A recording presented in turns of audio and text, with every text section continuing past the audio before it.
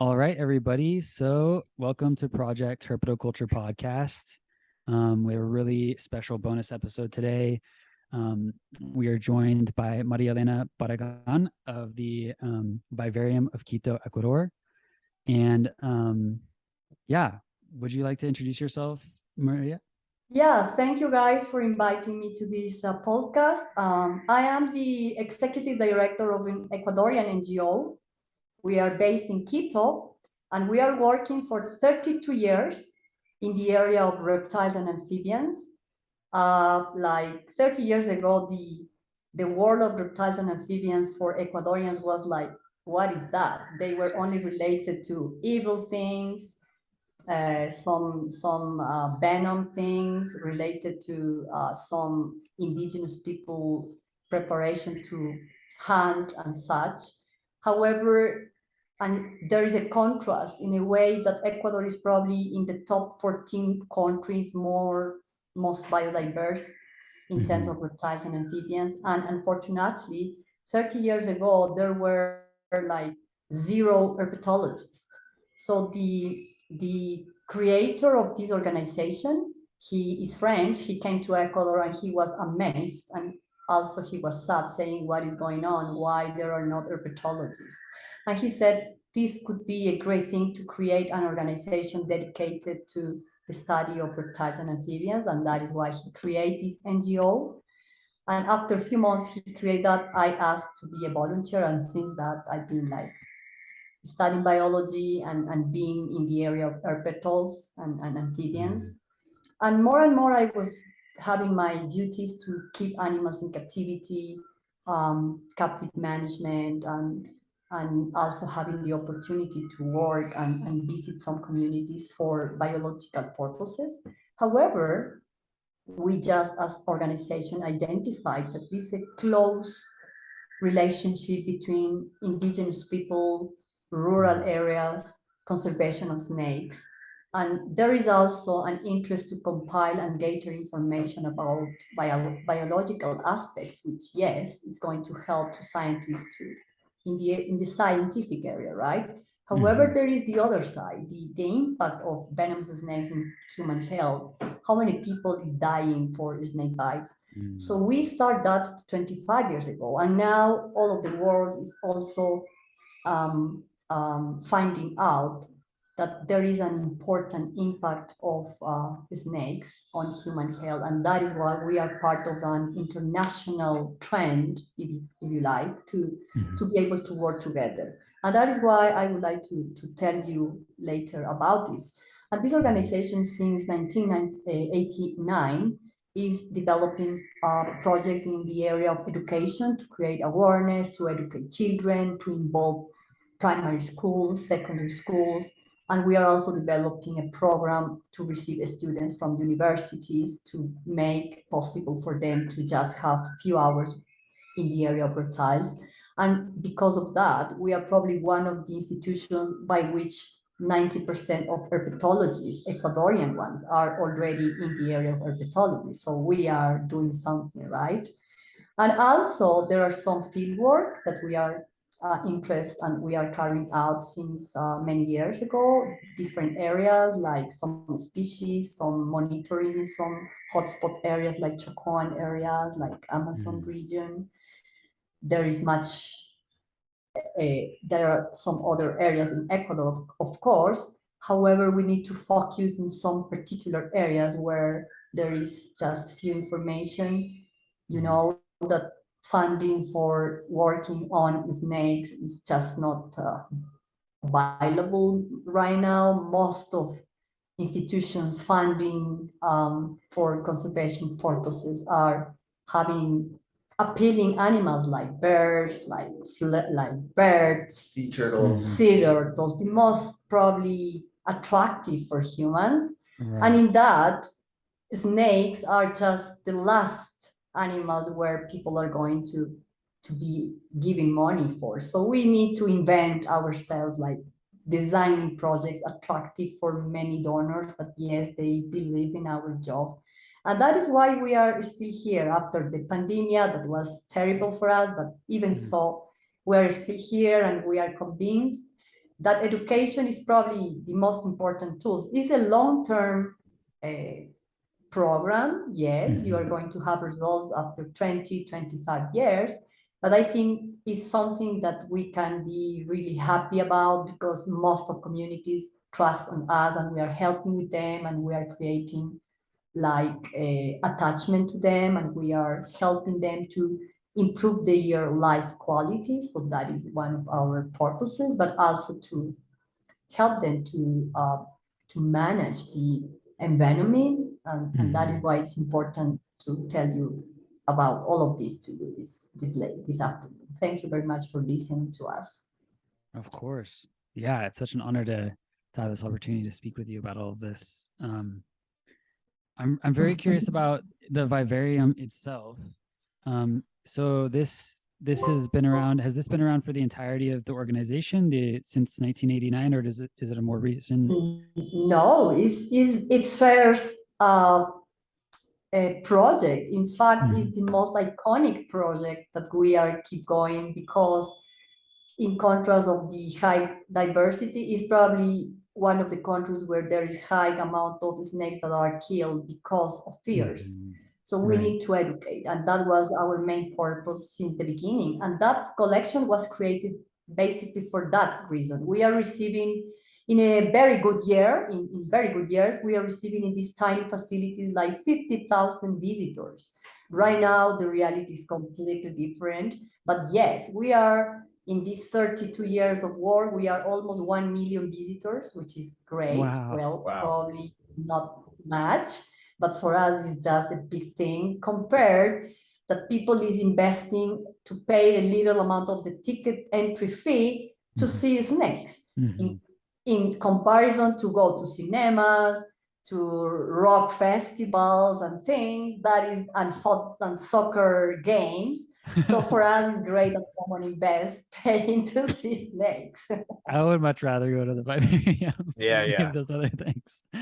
Does it sound familiar for you? Probably in the United States, I'm not saying it's easier, but I think that the herpetological community is bigger and you can have very good groups of herpetology teams, right? But here, Ecuador is just very, very few of us. Yes. Right. So in the collection of the species on display, do you have a particular focus? Is it primarily on snakes or venomous species, or is it a broad diversity? Okay, our master plan as a collection is, first of all, to have mainly Ecuadorian species based on the idea to educate. I love every single snake, snakes like king cobras, mambas, and marine sea snakes, yes, and would be great to have them in captivity. However, our main focus is to educate children from Ecuador about Ecuadorian species. And depending on that, we have a large and big number of snakes, yes. However, we also have some saurians like iguanas, like some chelonians, like freshwater turtles, Amazonian turtles, because our plan is to make a complete facilities of the most common reptiles from Ecuador, that are crocodiles, caimans, anacondas, boas, fer-de-lance, coral snakes, forest corals, and the razor ones. This is more or less our collection. However, in some situations, and based on the space that we are keeping right now, we always think that the management of animals need to consider many factors like space, like the staff. So it's not only the aim to have species, even if we cannot manage them. It's the opposite. If we are unable to manage some species because the needs of that animal is special, is particular, we decide not to include for the moment, and in the future probably yes. So right now we have a large amount of snakes, venomous and non-venomous. We have frogs, a small amount of frogs, because before the pandemic in 2019, some of our frogs in the collection developed positive for chytrid, and I decided to just stop to avoid contamination and avoid in taking the money for medicines and things, and we keep only a small amount of amphibians. However, we are thinking to increase that collection, not soon, but yes, we have these plans. We, for the moment, for example, don't have crocodilians. We don't have caimans and crocodiles for the moment because the needs in terms of space are bigger and our facilities are just small. You will see, but it's a tiny place with one of the most amazing species that we have in South America and especially in Ecuador, like Bushmaster, the Chocoan Bushmaster. I don't know if you ever saw one in nature or in captivity. We have the fertilans that is distributed on the coastal region, one of the species responsible for 80% of snake bites on the coast. We have the fertilans from the Amazon region responsible for 80% of snake bites on the Amazon side, because these two species are very common on secondary forests. So they used to live close to habitated areas, and that is why they are causing this impact in human health. In the other hand, we have very rare animals like Portidium arcose, Portidium nasutum, Botrocophias microphthalmus, Botrocophias hyoprora. We have like very large animal collection of very rare animals that no one probably has in captivity, and that is the exciting thing to be discovering about the captive management. In 2016, we published a complete book of venomous snakes from Ecuador. It's in Spanish, and probably not soon, but from here, like in a year, we are planning to do the English version. So I'm going to contact you guys to be able to tell the community, the English community, that this book is already in English. And yeah, we have some other plans to do field work about some particular species like Bushmaster. We are going to have an agreement to do a tracking of these species in the field to be able to evaluate the use of the space of that species in the forest, and be able to do like a kind of suggestion for politicians to make sure that the size of natural parks and reserves will include the amount of the basic and minimum area that also snakes need, not only based on monkeys, on harpy eagle, jaguars and so, but also snakes. We are trying to involve people at levels to consider the policy makers and be able to also involve them in our job, because these policies, communities and snakes are going to live together. So we need to focus the conservation like in a kind of different approach,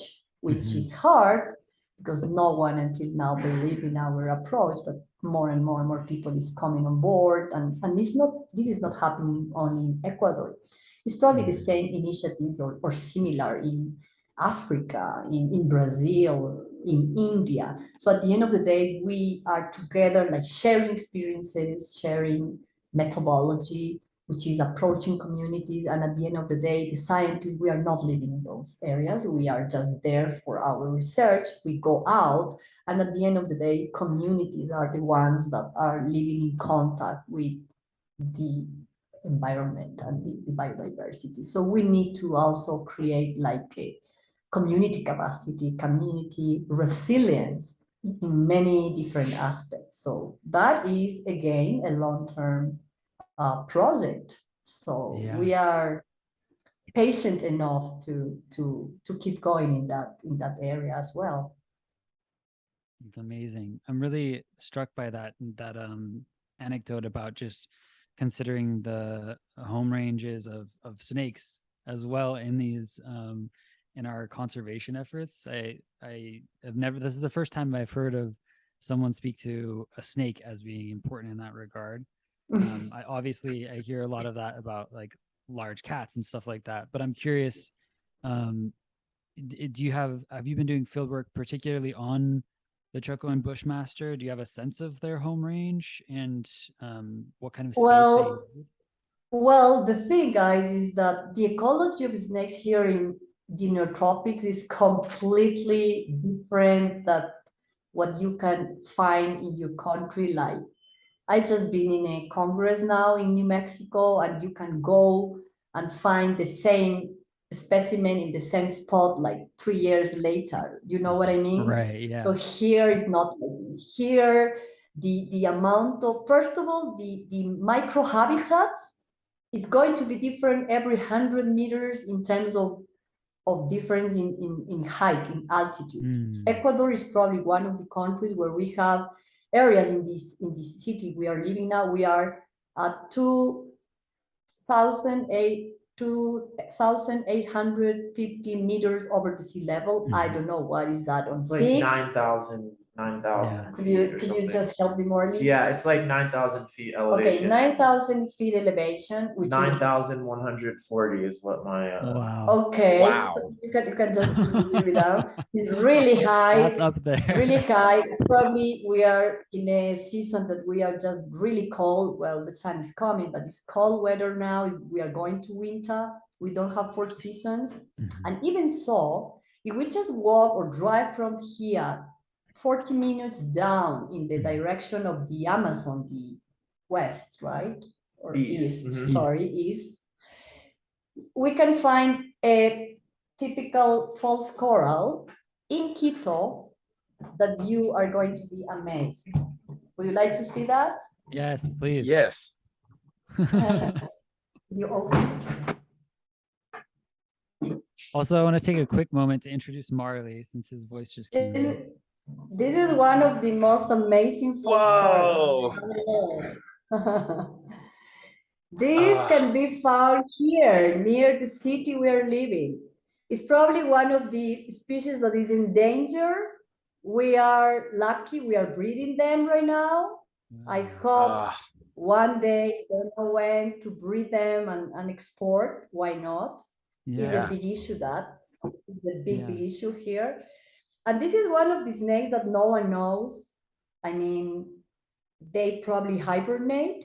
Yes, but no one studied the ecology and behavior of that snake in winter season.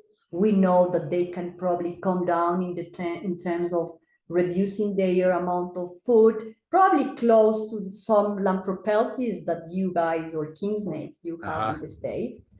But is amazing. It's very, very nice.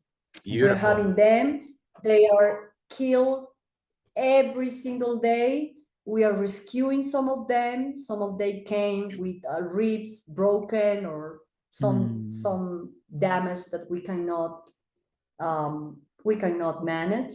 We also have a group of volunteers, vets that come. However, and in contrast of this, the schools of veterinary here don't tell about wildlife, or they consider wildlife, but just very few aspects of mammals and birds. But the snakes, we don't have a professionals with the information to be able to work with reptiles as a professional level. So we need to invite the students to be like teaching them that this is an amazing area and working with reptiles is just amazing. So just to give you an example, so this is the Lampropeltis micropholis. Well, actually, we need to work a little bit more on taxonomy, but it's amazing, right? Oh yeah, yeah, absolutely.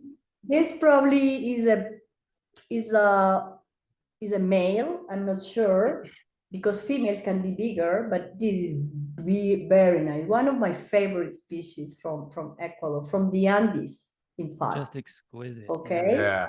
Yeah. So would you like to see another one? Of course. Yes, please. Okay, so another one is one of the most common boas in the coastal region in Ecuador, and probably you're going to be amazed of the pattern of this animal. Well, it's not that one, but anyway, I thought it was another one, but it's the pattern of the boa constrictor from the coast. Whoa. From Ecuador. Whoa. Some of them, not all, some of them come from illegal trade. We receive them as confiscation. And as you know, and you're familiar with reptiles, they can be in captivity and not able to go back to the wild. And really, I consider that going to the wild, releasing animals now in wild is a little, it has a big issues because we didn't evaluate 100% of the health of this animal. And oops, we're going to put all of this. So this is an amazing snake that can reach, for example, 4.5 meters in the adult age. It's probably a young male as well, because it's just small and it's been here like 8 years already. Wow. And yeah, so this is an amazing animal. And just answering one of your comments at the beginning, asking us if we keep animals that are not from Ecuador. Yes, it's not our main focus, but yes. And why?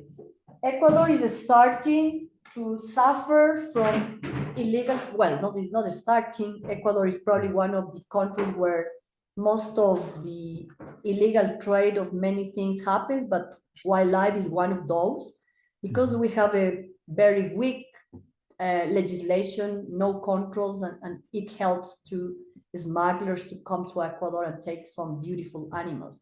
But right now, it's another factor affecting our native fauna. Is exotic animals are starting to come to Ecuador. Well, no, Interesting. Exotic animals are starting to be, some people is coming to Ecuador buying overseas and bringing some animals, which is fine. I'm not against that. However, here we don't have the legislation to have like a list of people having these exotic animals. They don't have the information how to keep this in captivity. Here we don't have the technology to get access to electric bulbs or heat pads. There's no, we import everything to be able to keep our facilities with the animals. And in some other situations, we invent some things. However, these exotic animals are starting to come like this. Leopard gecko. Very recognizable. Very common, very nice. And this is starting to be, in my view, one of the species that soon is going to be a pest. Yeah, wow. No control. Local authorities don't know how to manage it, don't know the diseases they can transmit to local fauna. They don't know anything. So we are the only ones probably that we are able to suggest and advise to authorities, hey, you need to put control on that, which is really hard. We are a country of 14 million people, and it's starting to be a big, big issue, not only in the area of reptiles. However, reptiles are starting, and you know that are easy to keep in a bag, easy to transport. You can put down their activity, just cooling them down. But yeah, I mean, there are some aspects that authorities need to know about that. And in that sense, we are working with the environmental police people to be able to train them. We are training people at airports to be able to track if someone is taking animals overseas or bringing animals illegally. So as you can see, it's a lot of job in many different aspects, and we cannot manage all of it because we need to involve new professionals, younger ones. But again, someone need to give the guideline for that, and we are just working by starting from scratch, more or less. So, oh, sorry, go ahead, Roy. No, you go. I just had a just sort of a curiosity about with all of these responsibilities and all of these different projects that your operation is focused on. Do you have a substantial staff? And is it? No. Of course not. Sometimes I'm feeling bad because I'm really strong and I can manage some things. However, after the pandemic, our staff was reduced to half. And what does it mean? that it doesn't necessarily mean that the activities are going to reduce in amount. Of course, they are going to be probably twice, but less personal, less staff. So we can manage. I have an amazing staff of paid full-time personnel. However, we also have the help of these students that get involved with our work, and they got the energy and the good the good way to help us. And yeah, it's a lot to do, and I am just mentioning the areas that we are able to be working, because we are the only ones who are doing that. In some other areas, I would definitely would love to work, but I don't have time, I don't have the funds, and for the moment is not my priority. For example, there are some things related to marine sea snakes. I love them, but I haven't done any job related to sea turtles. Sorry, I said sea snakes, or sea snakes as well, but sea turtles, we don't do that for the moment. No money, no staff, and there is to open another area on the coast, which we don't have the time for the moment. Another area would be great to keep like a big number. We have a country that have like an important number of species from the Chelonian group, very interesting turtles from the Amazon, freshwater turtles from the coast. But we don't have the time to focus on that group yet, because we are just mentioning some other areas that we think is a priority, and maybe one day, but not for the moment. And yes, we don't have enough staff. However, we can just organize our priorities in a way to be able to have outcomes and be able to have results and be able to make publishings and advice to authorities what is going on in the area that we are working. Thank you for that. I'm curious about this. You mentioned earlier some difficulty getting like the lamps and stuff for the animals, and I'm curious to hear more about like what are some of the challenges for managing a captive collection in Ecuador. And oh my God, yeah, that is a big deal. So always when some friends like Morley, or whenever you like to come, or other friends that come to visit, I'm not comparing our job to your job in a way to be disrespectful. However, I think that it's easier in the States to call some or go to the, how do you say, the area where you buy these reptile things, to the Expos. to the expos, yeah, or to the the expo, places that you can find the everything, right? I'm just amazed when I have the opportunity to travel and be able to bring that in my suitcases.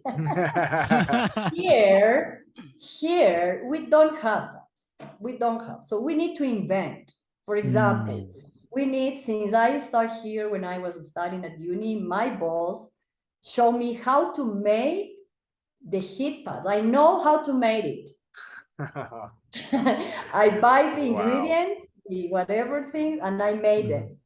That means cost and time from myself, which putting in a balance. And if I make an importation from the States, all of the tools are going to stay in the customer at the airport for 6 months or more, with the risk that never ever I'm going to get access to that, because there are terrible policies in terms of importations in Ecuador. Don't ask me about that, because it's a mess. And I prefer to have some friends and contact, say, hey, are you coming to Ecuador? Would you mind having your half bag with these things? And yes, they bring, but just few things. And all of the tools, all of the tools that we have are from friends. Not necessarily they gave me as a gift. Some yes, some others just bring and I pay. All of these tools, forget it that I can find in Ecuador. Never. So everything we need to invent. In these inventions, for example, you know that reptiles need an amount of sunlight, right? We do have some bulbs that I bring for special species that yes need, and they are more sensitive, and I don't like to take them out and don't like to touch them much. So I just prefer to put in those the little bulbs that I bring. But in some other situations, that snakes or turtles or lizards, I have a schedule for every single animal to take sunlight directly in a sun area outdoor. Wow. And I take the animals outdoor every time under the schedule to make them possible their growth. So that is how I provide them the UV supply, and yes, for their growth. And in some situations that sounds crazy, but yes, this is what I can manage and I can do. I learned doing that. And yeah, one day when I'm going to have like a big container of things, I will be really happy. Wow, with all of this. Yeah, it's incredible to hear about that that particular challenge that you're overcoming, because I feel like it's easy for myself anyway to take for granted the ease with which we can get whatever we need just to go ahead and light bulb burned out. All right, I'll go 5 minutes down the road and get another one. That is what I'm not saying you guys make an easier your life, no way, but it's easier, you know what I mean? Yeah. And just to put another thing I learned, and we do have our own place to breed mice and rats. Here again, no way to buy rice and mats anywhere. We are probably the only few within 3 people in Ecuador that we are breeding rats and breeding mice for our needs. And in some situations, we sell for friends that they are starting their breeding places, but they don't know how to do that. So we have a breeding place for mice, rats, crickets, mealworms, snails, because we have some species like dipsas, like seaborn that feed snails, earthworms.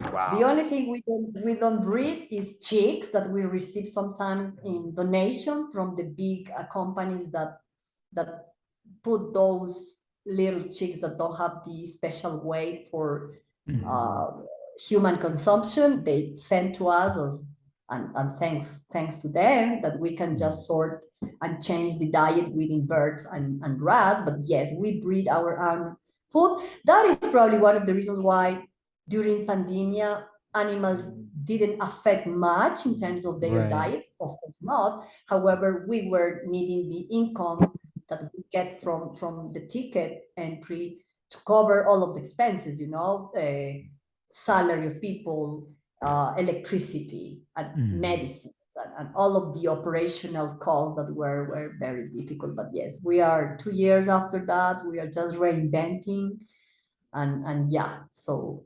that's how it works.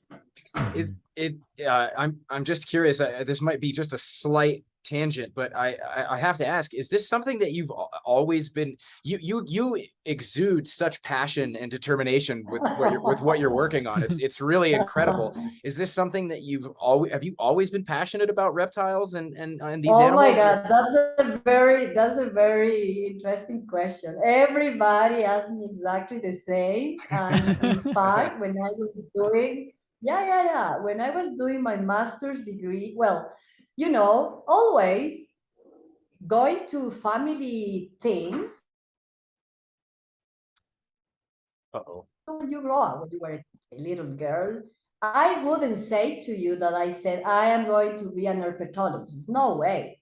I was sure though, that I was going to be working with wildlife animals, because I was like impact on wildlife thing, because I grew up with this TV program of The Lion of Two Worlds. I don't know if that sounds familiar. I don't know, probably you are younger than me. I don't know, but I grew up with that film, the Lions of the Two Worlds or something like that. and with Tarzan things. Yeah, I was, when I was 3, I was watching that on TV, and that is why in my mind I was like, I am going to dedicate my life to work with wildlife animals. That's the only thing I was saying until I started university at 17, saying I would like to work with wildlife animals. Wildlife animals, wildlife animals. When I was finishing high school, my dad said, okay, you said you like to work with wildlife animals, so why are you going to study then? And I was like, I don't know. Let's see what universities in Ecuador are actually having some bachelor degree in any wildlife animal. So my dad took me to one of 3 universities, 1 to 3 universities in Quito. I'm living in Quito. I'm come from the coast, but I was always living in Quito. So he took me to the first university to see veterinaria. I went with veterinary. I talked with a couple of teachers there. They were, no, we work with horses mainly. We work with dogs, cats. And I was like, okay, go out of that. And my dad was, okay, is that what you? And I said, not really. It's not what I'm looking for. Okay. My dad took me to another university on the coast. We need to travel 8 hours driving to some universities on the coast, again going to the faculty and excited because it was something marine, and probably, yes, that is the area. But I found like work with clams, shrimps, for the shrimp industry of Ecuador, and we are the 3rd country in the world to export shrimp. So we invest a lot. So, but that is not my area. Shrimps and clams, no way. That's not what I'm looking for. I said, my dad, no. And my dad was, okay, but you need at least to have something in mind. And no, so we went to the last university, and we start finding out the career called biology. And what gets my attention was zoology, botany. I don't like botany. I don't like plants. I'm really bad, but I just said, okay, as a background, yes. Entomology. So something was like matching what I was having in my mind. But to be honest, until that moment, I didn't find that reptiles, or in particular snakes, were my thing. No way. I discovered my thing, but that has something in my mind before that, but I'm going to tell you that later. So being in the 2nd semester of biology, I started studying biology, happy, receiving biology, receiving all of the animal stuff I was happy with. And in the 2nd semester, a friend of mine called me one day and said, hey, did you know that in Quito, there is opening a vivarium? Would you like to come to visit? I was, yeah, but what is that? I don't know, but let's go, because we are biologists, must be our interest, right?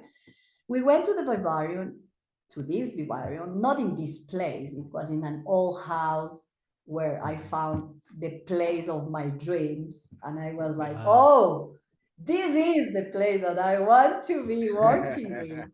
And I start to take notes of all of the information in the plates of the animals. I didn't know anything about snakes. I didn't know such snakes were there, anything. But it was a very big coincidence. And I think that in life, things connect you with the interest that you have since you are a kid, and that's it. Is not, I don't know, is lucky, is luck.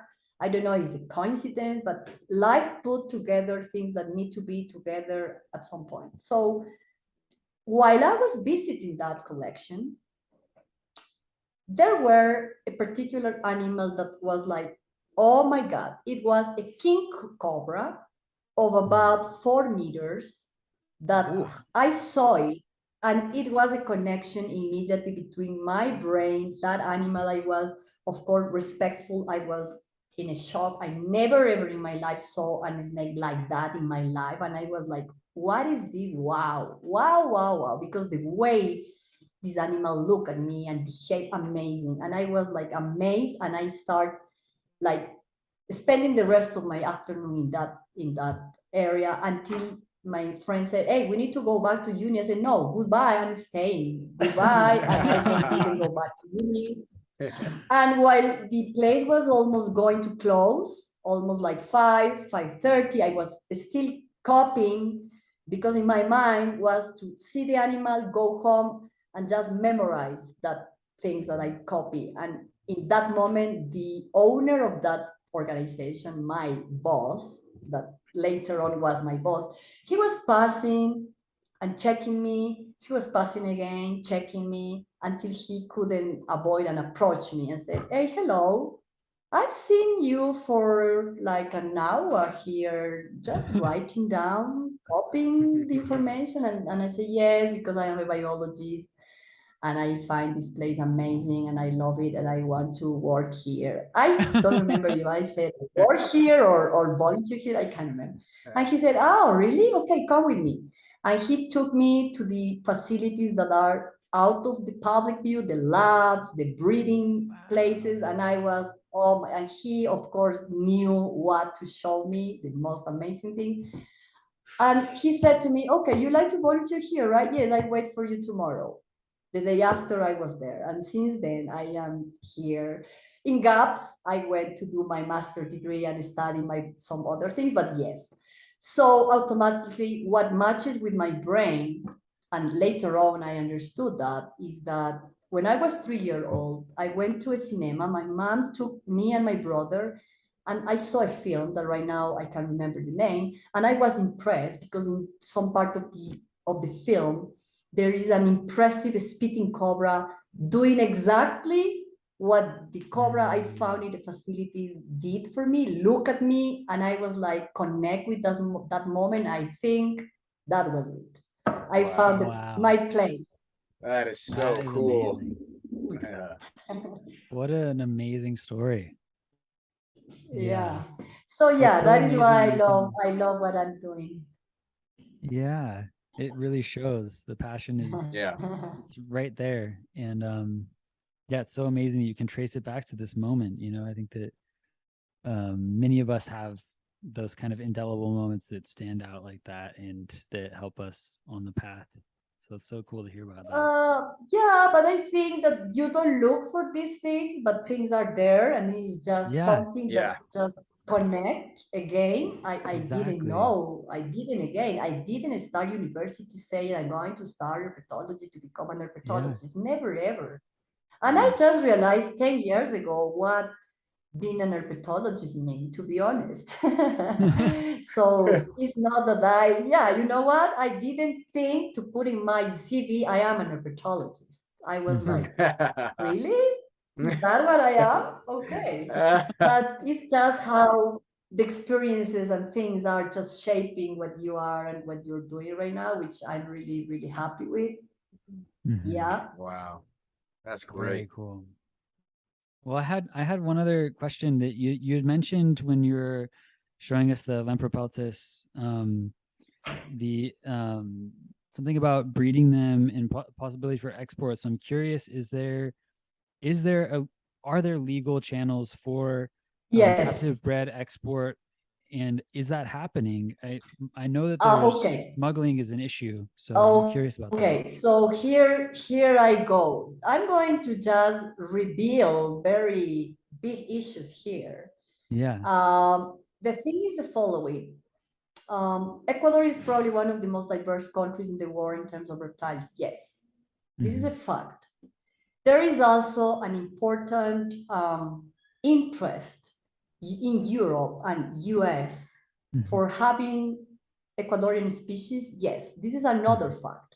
How on earth we can be standing as this sensation of, no, what is that possible to commercialize wildlife fauna? I mean, that is this people that is living in a kind of hypocrisy that don't like to go a step forward and say, can be the solution.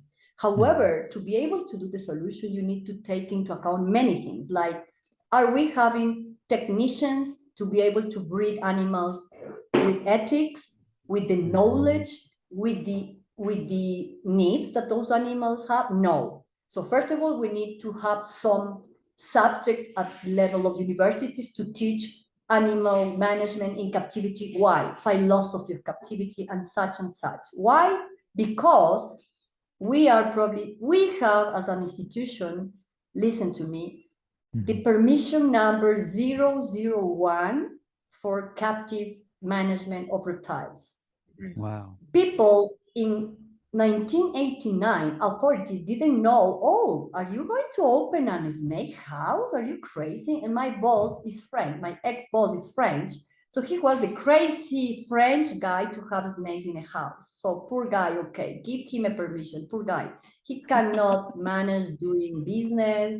He cannot manage doing art. Poor guy has to put snakes in a cage. Please give him permission for that. And he, with this institution, believe me, was considered like a cinema attraction, and he was paying taxes to the authorities like a cinema. Believe that, believe it or not.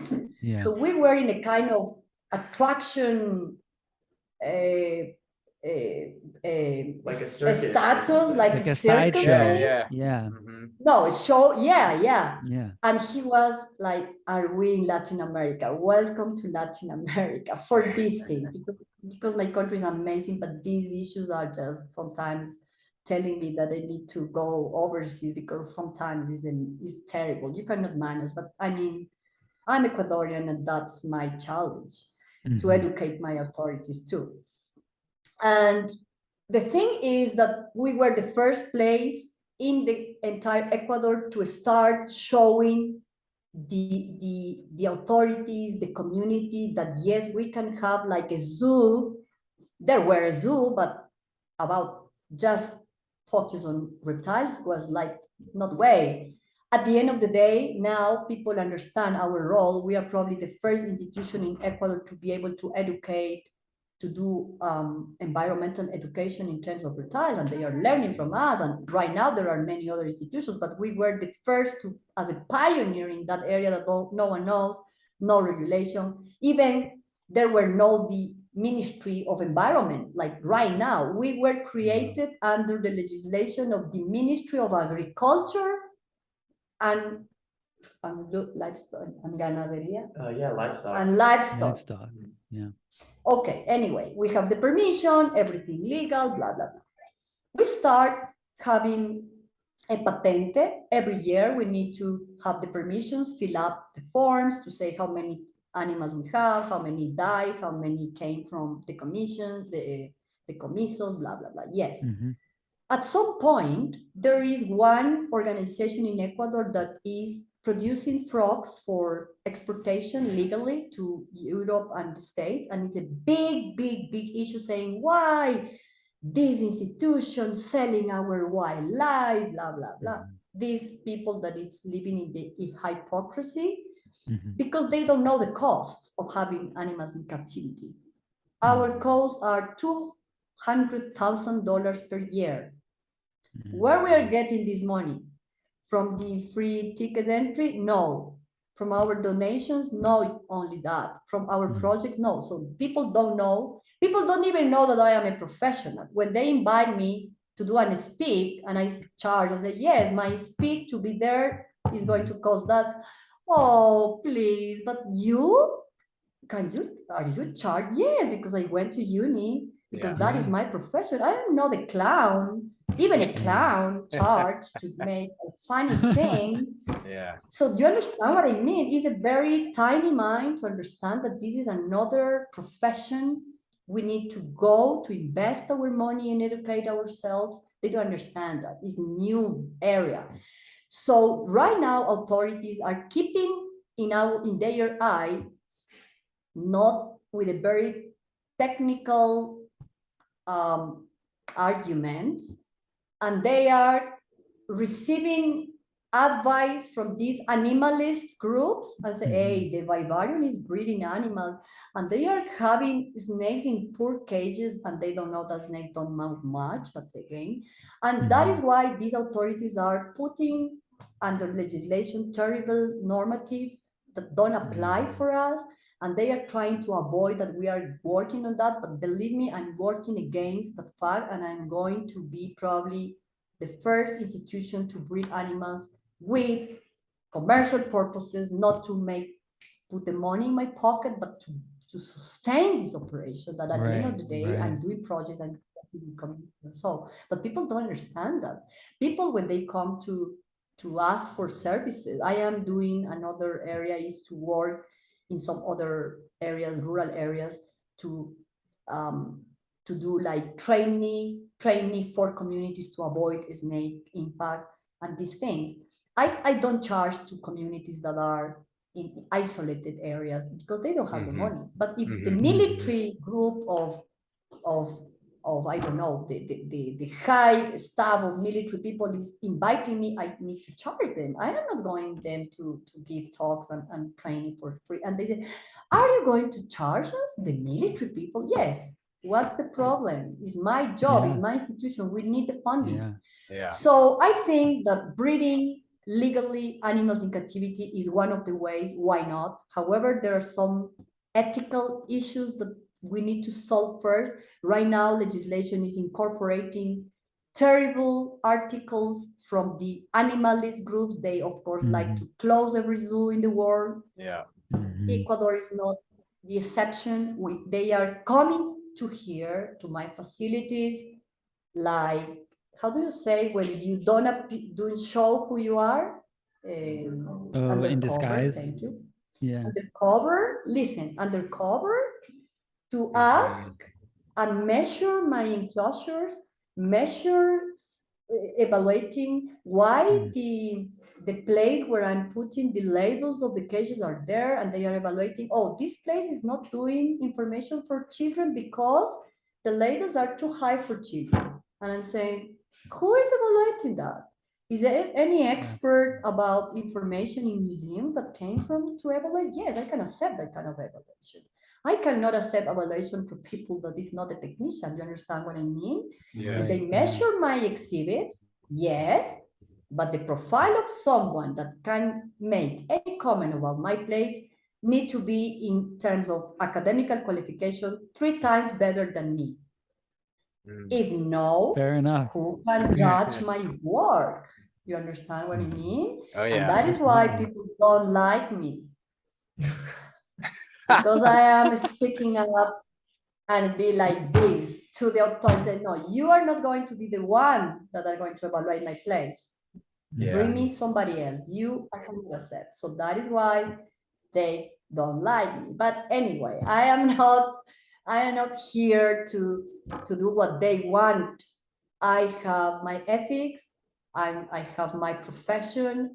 I am sure I'm doing things good in terms of education. Probably I need to improve some. Yes, I'm not close to that fact, but the path is just full of stones. Right. Right.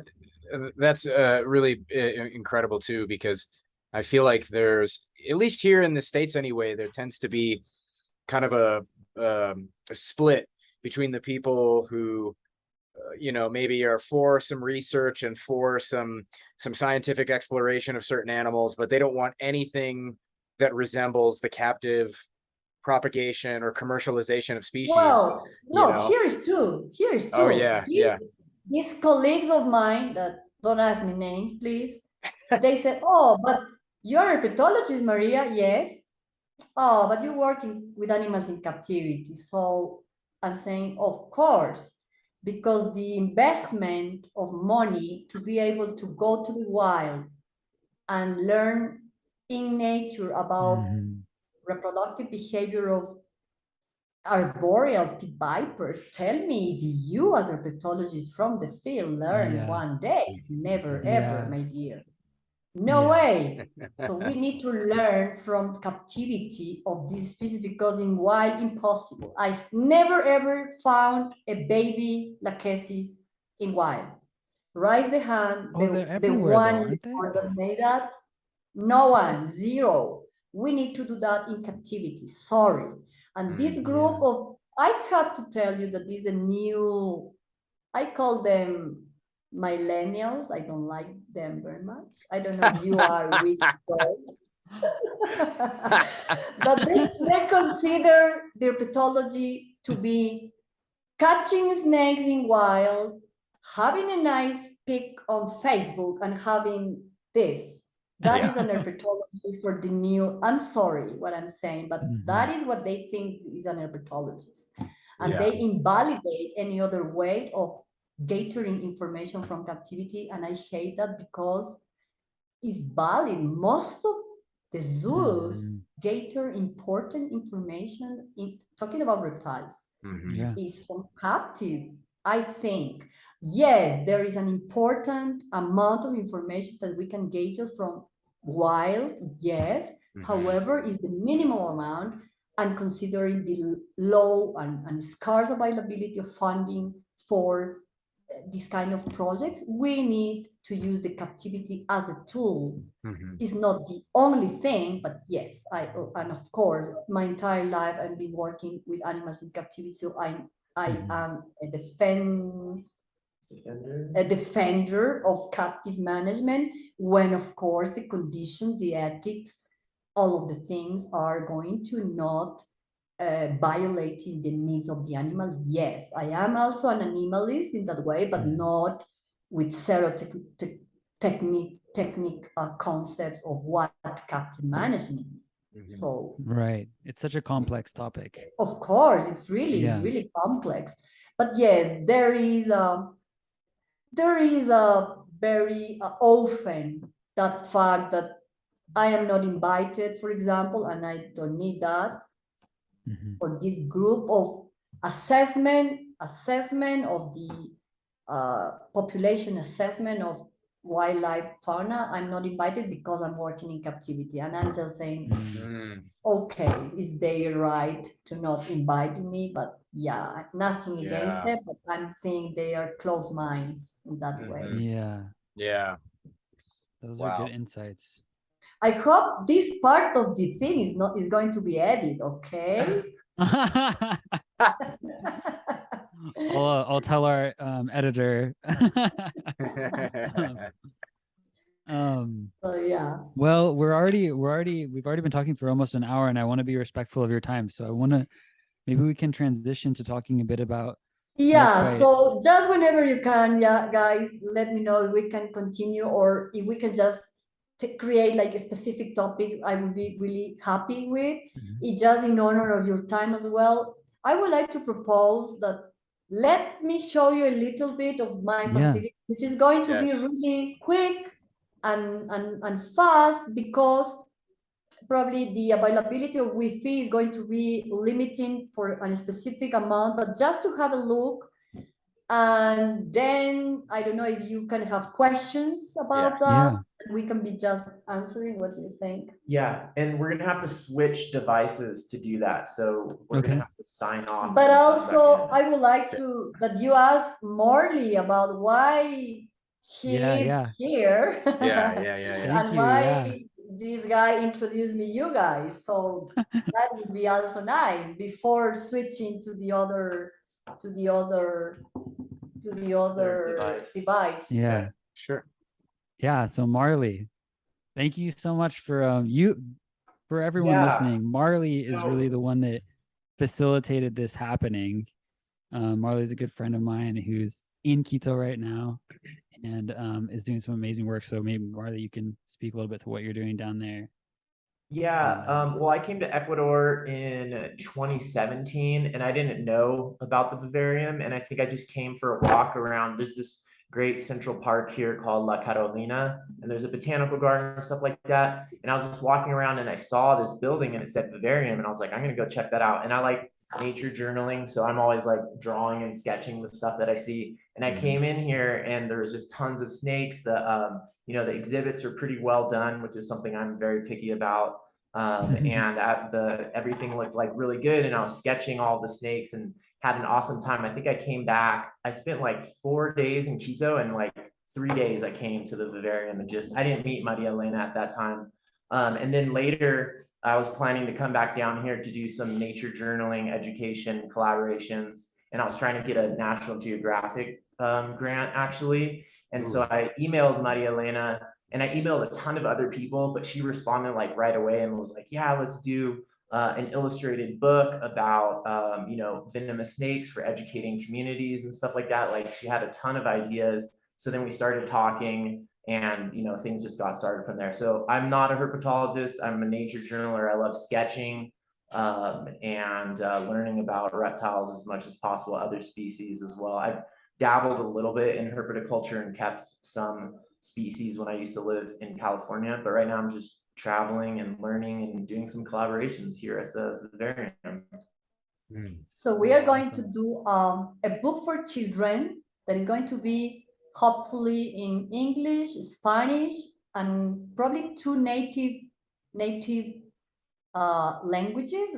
I don't know if you know, but Ecuador, after the Spanish, we have like 150 different indigenous languages that I don't speak. I'm sorry for that. I feel sorry for that.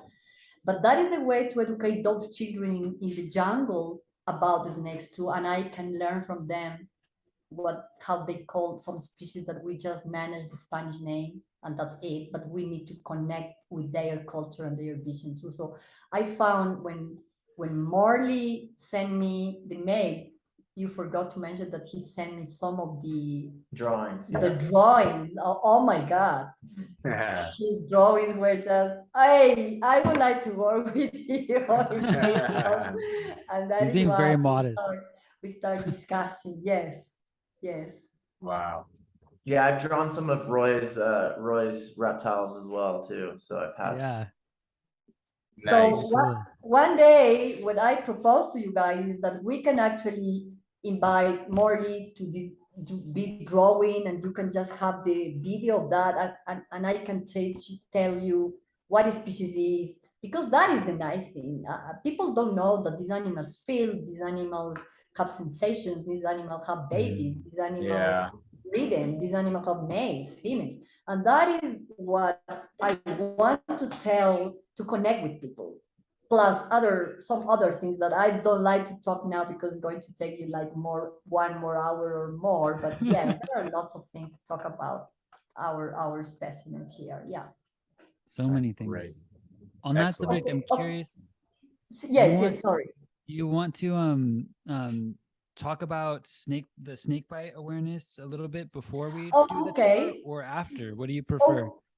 Okay, so the 19th of September each year since 2020 is considered at a worldwide level the Snakebite Awareness Day, because most of institutions involved in any way or in any aspect of the snakebite, we are doing our individual but global efforts to make it visible to the world how important is to educate people about the snake bites in terms of prevention first, in terms of the treatment that in some areas, and Ecuador is one of those, we don't have antivenom available. Unfortunately, we need to import. But in some other countries that there is the production of antivenom, there is a kind of more easier to get access, and even so in rural areas, the amount, the price of that antivenom is really expensive, that push people just to go to traditional healing treatments and so, and that is why one of the impact. And second, to put together scientists, people from communities, doctors, to understand that the snake bite impact is in some situations killing people, but in some others, which is the high amount, is having people with disabilities. And these people with disabilities is going to increase the cost for governments to these people, someone, especially for school and food for their house, is going to lose the job and such, and that is the impact, the socioeconomic impact of that. Right. If we do not manage these guys, conservation is not possible. I mean, we can speak about how amazing are snakes, but if snakes are impacting at any level in communities, people is killing them anyway. That's it. Right. So at some point, we need to understand, biologists or pathologists working with the snakes, we need to understand that the conservation is an approach later on when we already solve the needs, basic needs of communities in terms of snakebite. So that is why we were people in Brazil, Ecuador, Colombia, India, Africa, states, Mexico, anywhere at different levels working. So right now we are a big campaign. We are having meetings all over the year to know how to impact. I am against to just design one day in a year while we have seasons, winter, summer, where this situation of snake bites can increase or decrease. However, we are working, we make it visible, and by coincidence, and I am not considered a feminist in a bad way, but most part of the time is women doing this, which is really interesting. And that is why this group, we are working and we are doing some campaign. We have a hashtag for that day. If you like, I can send you guys. And that is why in my institution, we also have this flag of the awareness day, and we're going to publish some things in advance since the 1st or the 2nd of September, saying which are the most important species with medical importance, why we need to follow our podcast, our information, why people need to come to visit, and just try to put more close to the community to what and why they need to learn about snakes. That is the important thing. So thank you for letting me talk about that as well. Of course, because Ecuador is having like 4,500 snake bite accidents per year. Wow. And for that is like 0.01% deaths, which is not too much, but even if it's one, Ecuador need to make a response about that. And there are some other aspects about diversity, the way to recognize snakes from venomous, from non-venomous things. And just to tell you just a bit of the last thing, when I go to communities, I involve a group of women that are open to help me and say, we would like also to help you, but we also need to increase our income, to change our lives. And I am working with them, for example, to do kind of these things. And they are doing, and I am buying, and that means income for them and also income for me. And I am having some ideas about this to let you know sometime later about how to promote that people help us buying these things too. Yes. It's another aspect, that is the business entrepreneurship thing that I also love. But this is I think topic for another meeting, I guess. Yeah. Well, should we transition to the tour? Okay, we're going to change the device. Just give us like 2 minutes and we arrange to have a look, okay? Sure. Okay, sounds great. Thank you so much. Thank you. Okay, we come back to you guys. Go this way. Wow. So cool. How can we? No, look. This is one of the Bothrops asper. Amazing animal. Here is the place where we are having with her. Wow. We made all of this. It's beautiful. We made all of the closure. And here is the information where right now you can download the QR code in English, French, and Spanish to avoid reading. If you are lazy enough to not reading, you can have the voice, audio in the entire facilities. We are going to see the Bushmaster enclosure, and this is the Bushmaster there. I barely see it. Well, this is in the screen, and this is how we maintain the facilities with plants to get the humidity. Wow. That's beautiful. And here is the information. The information is about the picture, the map, where the animal is located and distributed, the QR code, some characteristics in Spanish and in English, because mostly, you know, that most of people, our visitors are American and European, and most of them speak English. Wow. Amazing. So here you have another species of fertilizers. This is from the Amazon. Same thing. Animals here. Wow. I'm sorry, the light is flashing on the glass. There is one of my favorites, the Pertidium. Is really wet because it comes from a very wet place. I'm going just to have a general view of our enclosures. Wow. Wow. Whoa. Very It looks cool. What do amazing. you think? Beautiful. Absolutely beautiful. So here is one of my favorite ones. Look, Whoa. it's Botrocophias. Ooh. What is And the here is size the of that information snake? too.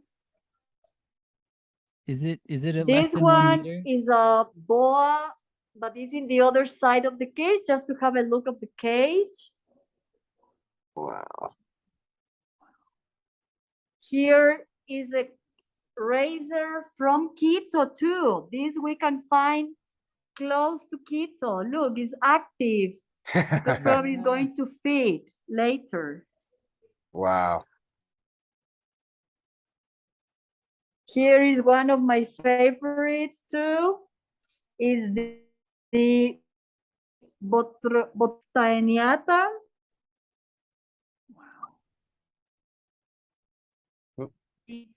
The weather is too cold, it's coming down where the heat is, and also some of the branches we have in the back of the cage, and also we have a heat there.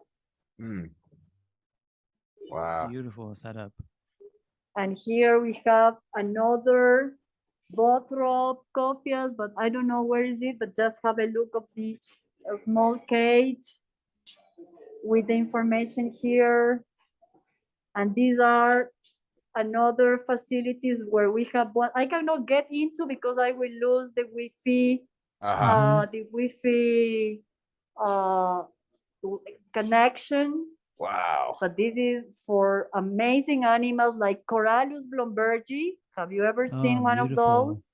Yes, From the gorgeous. Chocó, boa constrictor, boa imperator, some freshwater turtles. Wow. Here you have another Quito species. Is let me see, where is it? I cannot find it. Well, is okay. For example, this one we are changing, we are cleaning inside, disinfecting. That is why it's anything there. And this advertisement says, sorry, we are in medical treatment to say to the public. This is the enclosure of the false coral, the one that I was handling of in the other, and this is this is how the Wow. That's a beautiful display. wow, it's a lot of work. Yeah, looks like it. Yeah. Yeah, and Quito is really dry city. All of the wet and the heat, we have some spray and some afternoon showers that we put. That is going to shed the skin. That is one of my favorites.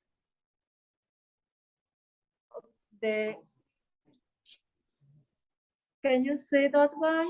Oh yeah, Yes. there you go. One of my favorite. Oh look. wow. Yeah. I have babies of that one. Wow. I'm going to show you.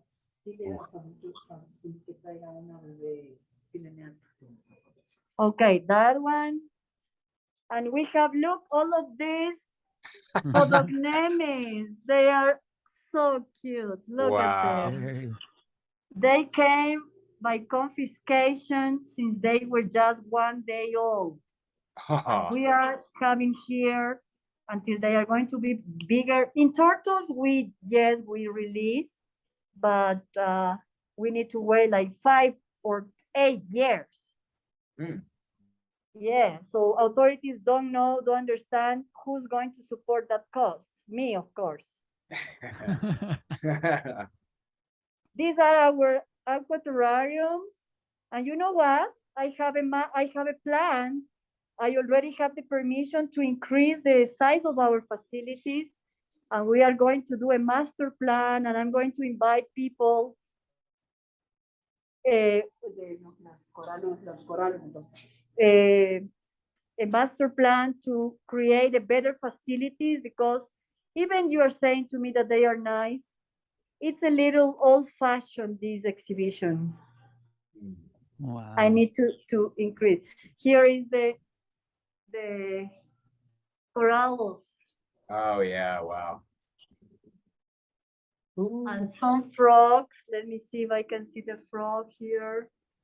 I don't know. Well, these are the frogs.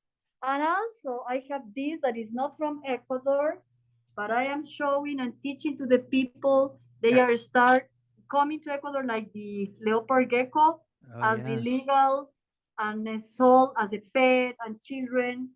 And the worst part of that is that they are already released in local water ponds. Why? Oh, wow. And that is an impact. So that is more or less, guys, our facilities are really small, but it's a lot of job. Wow. And that's it. So amazing. I don't know if you have, can you turn this?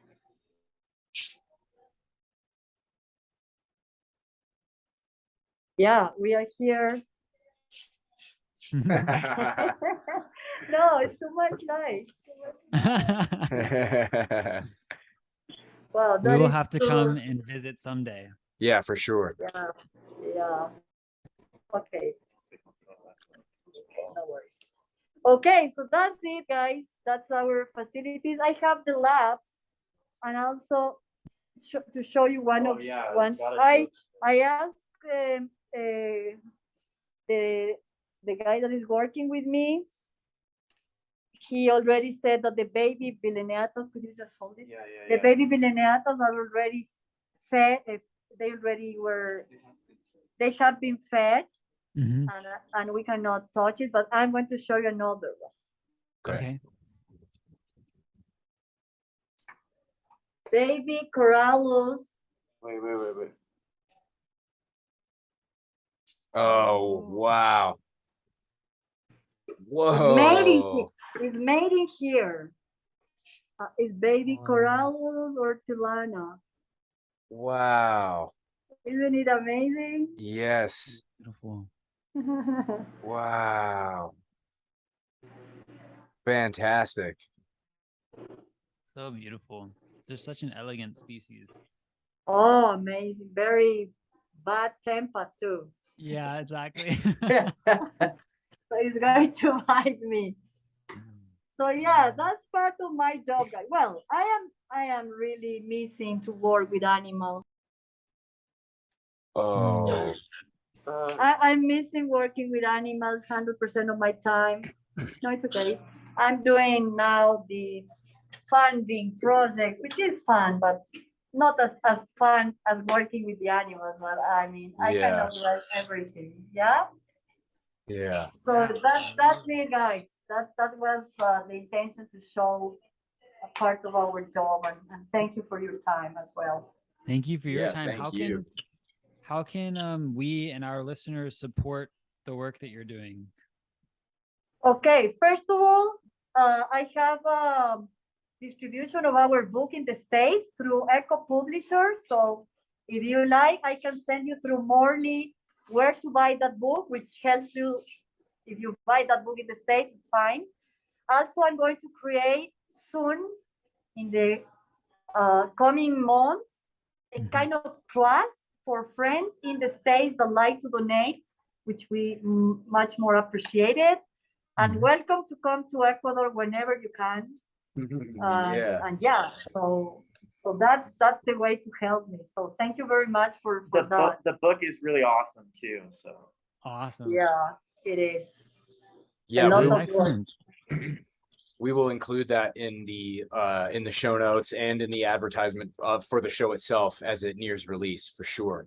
Or let me know through Morley, guys, what extra information you need, like our webpage. Look, Yeah. this, Oh wow. Yeah. look, this is the That's a book. beautiful book. Oh yeah. Fantastic.